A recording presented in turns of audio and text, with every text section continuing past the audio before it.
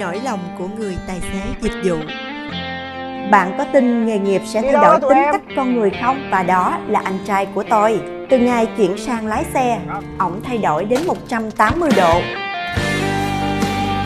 Không còn cáu gắt nóng tính hay tức giận nữa, thay vào đó là những cái mỉm cười, những cái gật đầu và những lần chờ đợi.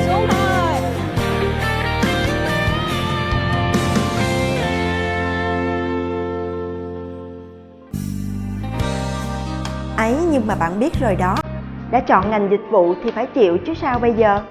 Phải làm hài lòng khách hàng và đón nhận mọi thứ theo hướng tích cực nhất. Chỉ khi luôn cố gắng và không ngừng nỗ lực thì mới đạt được những điều mà ta mong muốn.